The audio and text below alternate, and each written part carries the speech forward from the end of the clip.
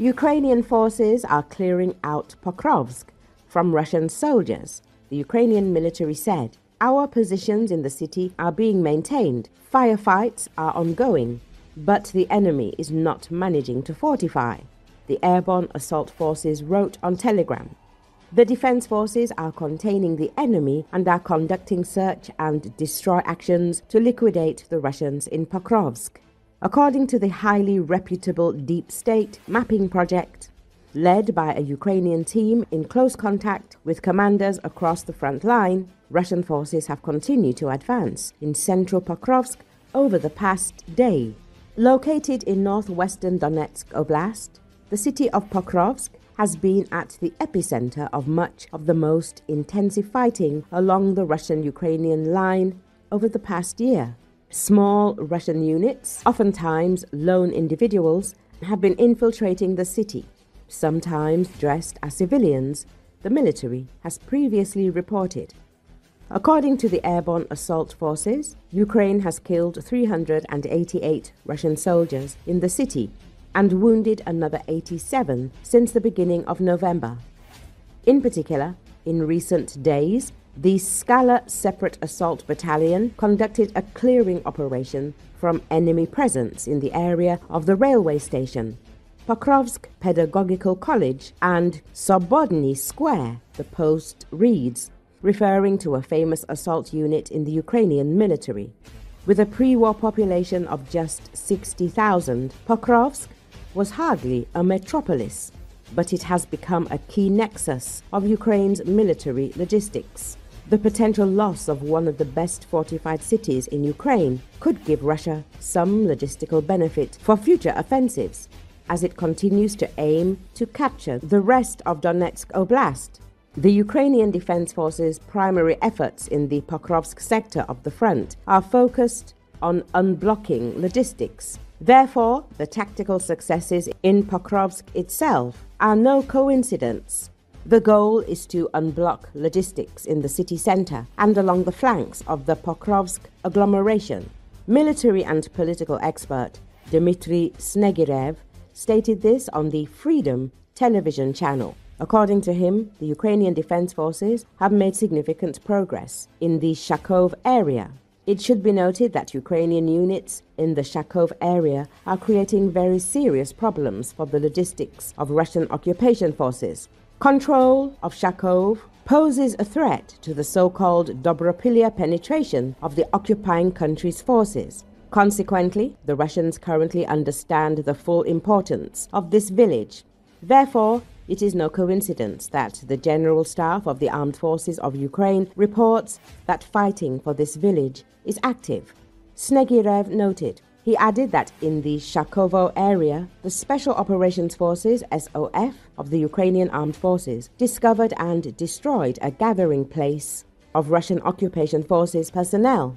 We're talking about units of the 336th Separate Guards Marine Brigade of the Russian Armed Forces. These units were tasked by the Russian Army General Staff to close the encirclement around Pokrovsk from the north.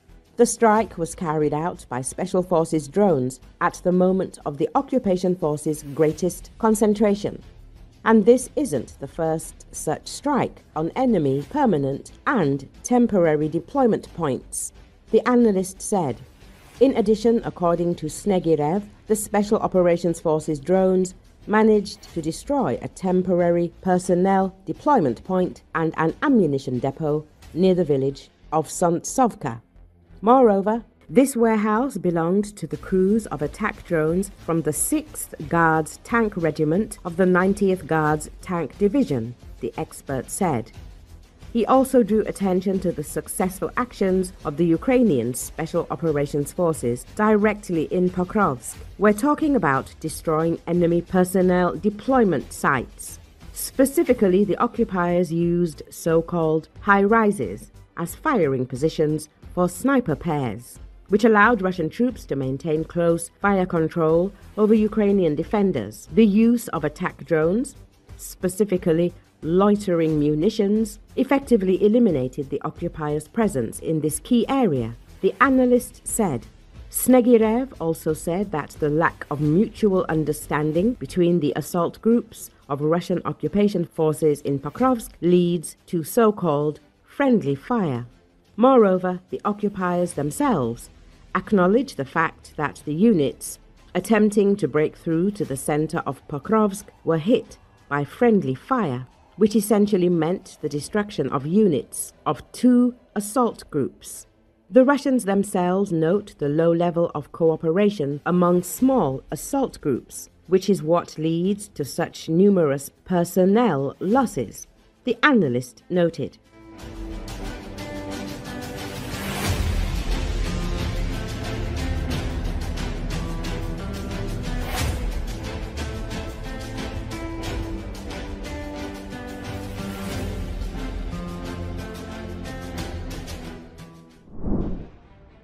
On air on the Russian radio station Komsomolskaya Pravda, Z political scientist and propagandist Leonid Krutakov unexpectedly debunked the myth of the liberation of Ukrainian territories.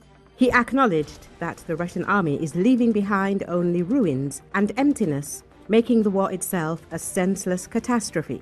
Krutakov, usually a staunch supporter of the Kremlin line, suddenly shifted to frank assessments during a discussion of the military situation. He directly addressed the crux of the matter. The modern war Russia is waging is fundamentally different from those of the past. No matter how much they tell us that everything is fine, everyone sees that the war is drawn out, that it is bloody, that it is of a completely new type, unknown to us, he noted. The propagandist emphasized how official claims of new successes diverge from reality. Instead of vibrant cities and towns that could be integrated, Russian occupation forces are seizing scorched wastelands. They tell us about the liberation of some new village, but we see from the footage that it's a flat land. If in World War II they captured cities with populations, now we're capturing ruins. Do you understand? Everything needs to be built and rebuilt anew. That's the problem.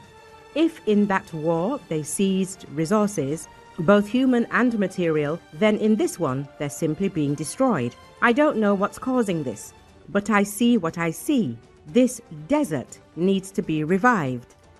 I have a friend from these territories and he says he has nothing left. No home, no garden, nowhere to return. Emptiness, the Z Patriot stated.